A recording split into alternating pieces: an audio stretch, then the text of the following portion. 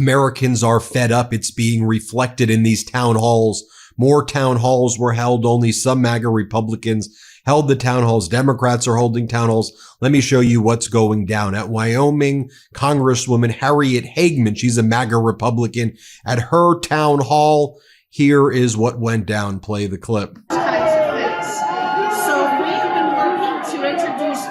So that legislatively we can modify both of those. Then the crowd started chanting January 6th at her. She is a January 6th conspiracy theorist, denier, pro-insurrectionist, whatever you want to call it. Play this clip.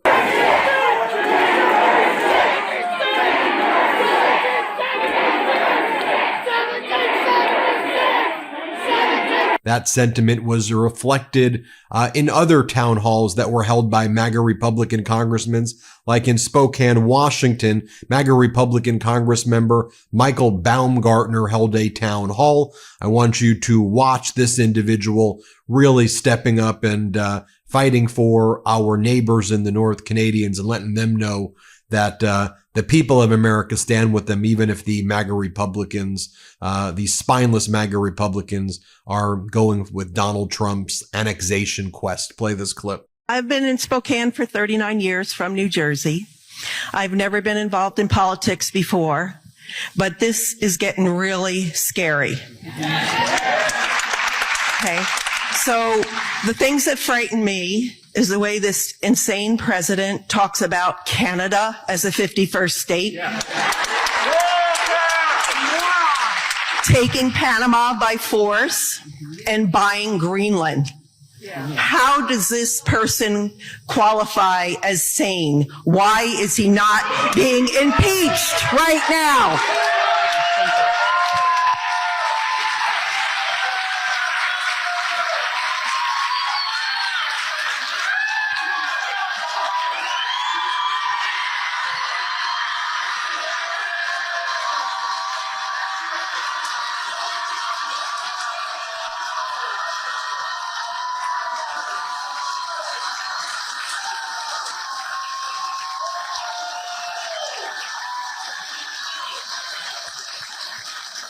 So, in short, I don't support us absorbing Canada.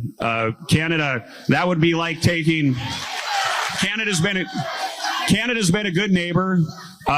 Canada is much more liberal and left wing than the United States. If we took Canada, taking Canada would be like taking another California. It would tilt things towards the Democrats.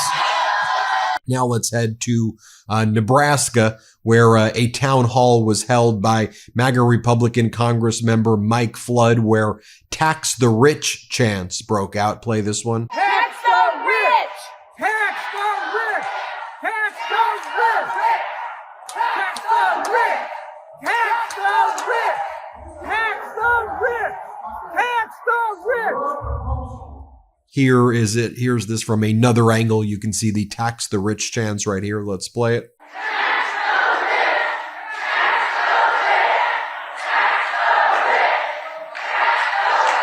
Okay, let's talk about this. So your proposal to solve this is to tax the rich. I thought this was a very powerful moment at MAGA Republican Congress member Mike Flood's town hall, where a woman said the following to him. Play this clip. Question is here.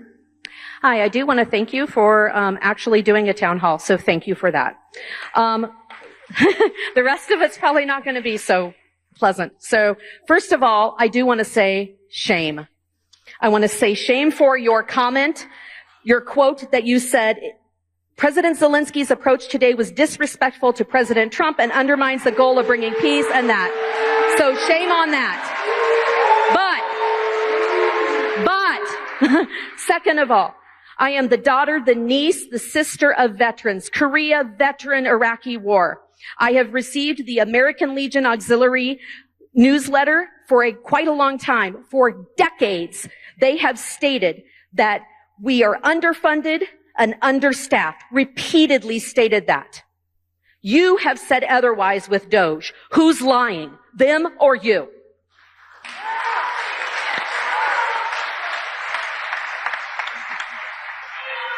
We owe our veterans the best possible care we can afford. I'm going to say it again. It's a promise we made. It's a promise we'll keep. And it is important, not just to Republicans. It's important to Democrats. It's important to independents.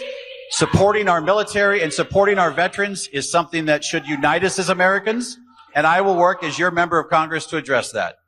I do believe that that White House meeting was a disaster. And I believe that President Zelensky should have signed that agreement.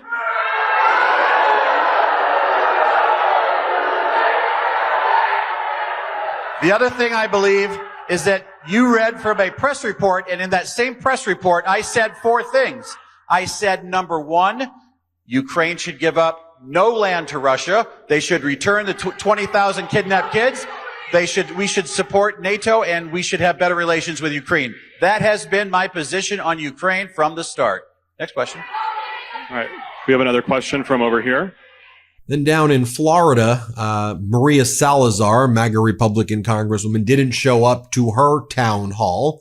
But here is one of her constituents who let her know in absentia how he feels. Play this clip. My member of Congress is Maria Salazar, who is not here.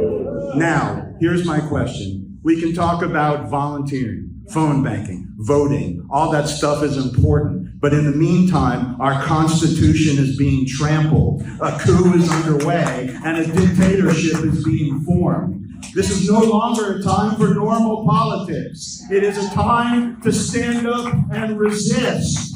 And we saw MAGA Republican Congress members either not showing up for their town halls, or they would show up with a list of the voter rolls, and they would not allow Democrats or independents or anyone who was not registered as a Republican to their town hall because they're cowards. For example, MAGA Republican Congress member Andy Biggs from Arizona. Here is what went down outside of his town hall. Let me show it to you. Let's play it. I tried to get in. I'm an independent. I'm not a Democrat. I'm not a Republican. I've always been an independent. They wouldn't let me in. They looked up my record on how I voted, and based on that, they refused to let me in. This is not America. I did attempt to get in. They were looking me up on a computer screen. Their response when they found my name was, oh. Seriously.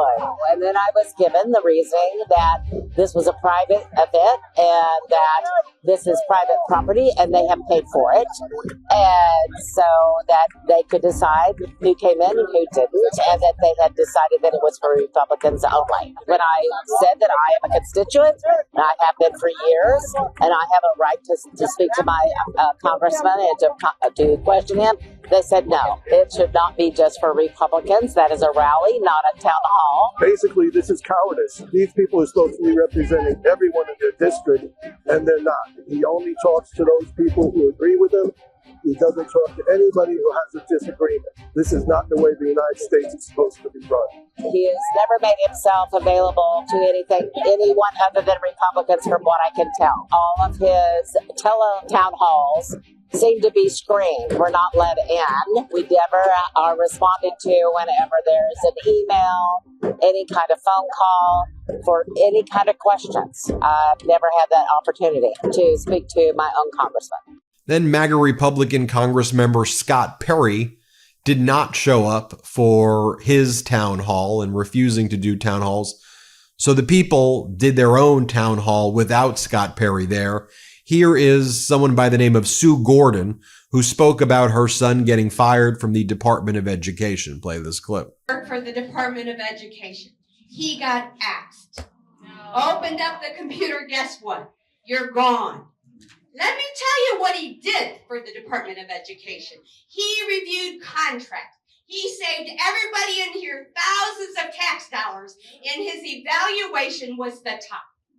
Then I turn on the TV the next day, and there is Trump saying they were scum, no good people, what they got rid of. I am furious. Furious. Where is Scott Perry? Our federal workers. He has the most federal workers under him. Where is he?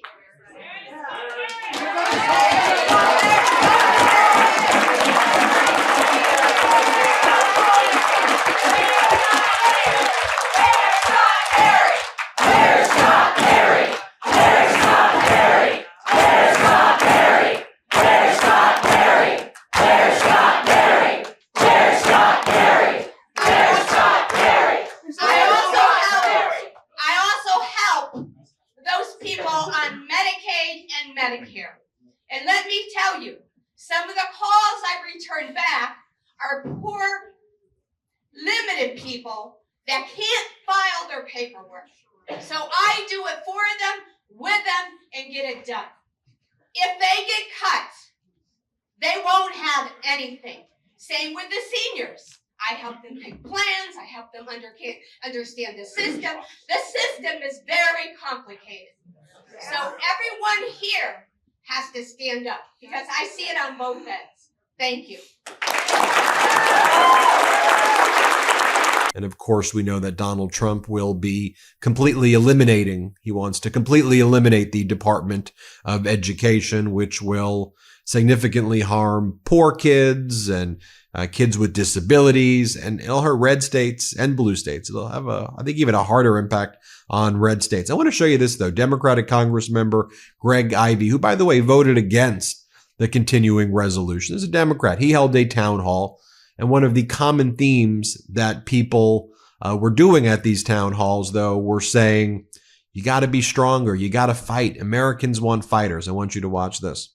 We want you to show fight, and you are not fighting. At this town hall in Forestville, Maryland, Congressman Glenn Ivey got a healthy dose of the idea that even a friendly crowd can turn on you. And on a couple of occasions in this town hall, the crowd did turn on him. The message that was sent by Democrats in Congress with the CR catastrophe was clear.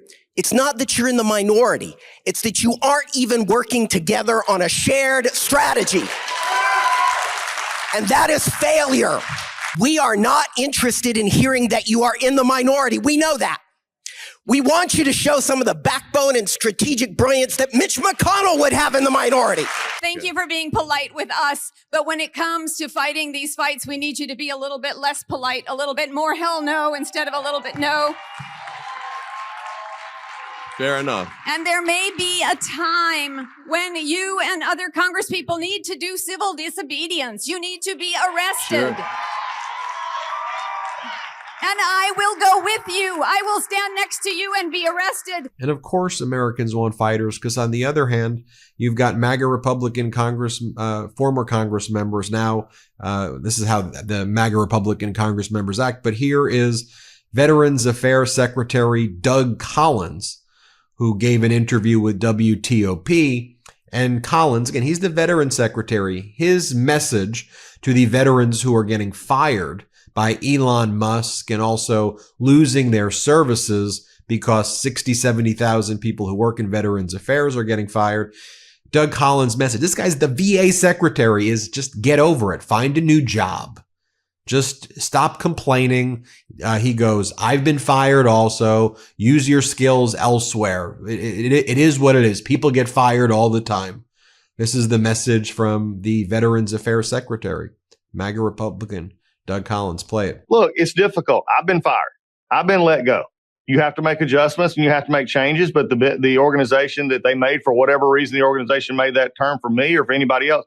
So we're always going to be there to help them find jobs, get the counseling, get their health care, get whatever they need as we go through this change. Look at what your skill set is. Look at what you had from the military. Look at the background. There are people out there who need people to work in high-performing jobs. They need high performers. Veterans are high performers. They're some of the best people that I know because I've worked with them for 23 years in the Air Force and 2 years in the Navy. So this is a time maybe is an opportunity to find a different focus, a different career. And this stands in such contrast to what's going on at like other Democratic town halls, though, like Tim Walz, Democratic governor of Minnesota. Let me just show you what went down at his town hall so you can see for yourself. Play this clip. We're both retired school teachers. Yes. And in the 70s, when I was teaching school, a lot of the kids, or some of our kids, didn't have good food for breakfast.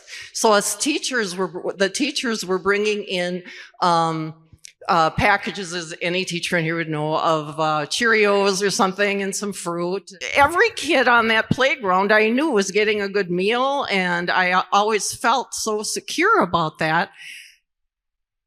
Now I'm terrified because those little stinkers don't learn anything if they're hungry. How did we ever get into the position that we thought charging for lunch? We didn't charge for electricity. We didn't charge for the chairs. That's on property tax. Why did we ever get it and differentiate that divide some of the kids, because I can't imagine what it was like I do know imagine because it was my friends and I saw it as a teacher. Kids who had to be ashamed that their account ran out and they had to turn around. So I said in Minnesota, in part of that, we're just doing everything, free breakfast and lunch for every kid. No problem. Like you don't charge and message. Here's the thing.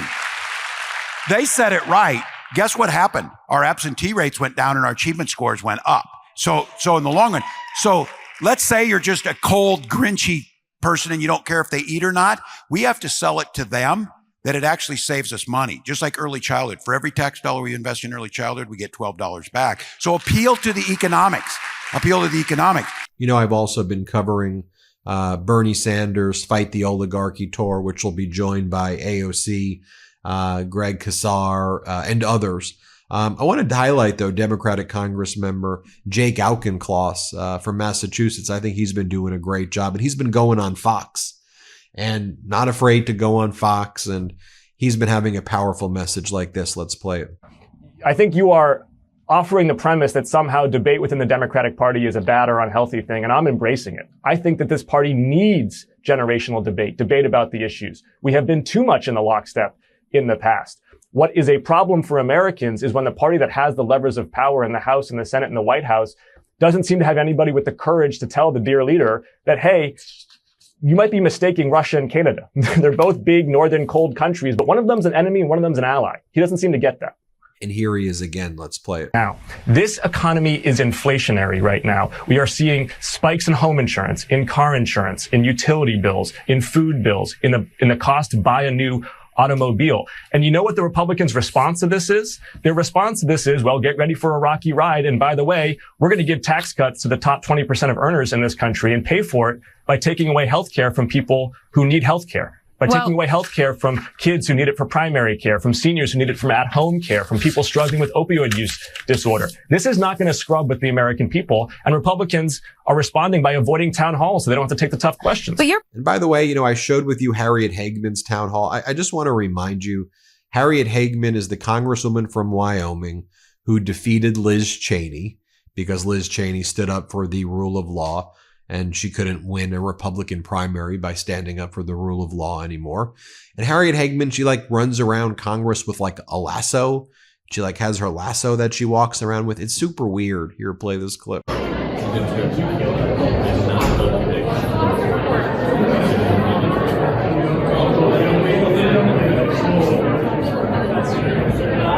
By the way, that's why I think Governor Walz should have just continued to call some of this MAGA stuff weird and dangerous. But I think that, I mean, why are you walking around with a lasso in Congress all the time? So strange. I want to show you this interaction as well, because I think it sums up everything, kind of the hatred that MAGAs have for the FBI, law and order, and people who were, I guess, conservative or were once viewed as conservative. So the former FBI director, Christopher Wray, this is about a year ago or so, testified before the House of Representatives.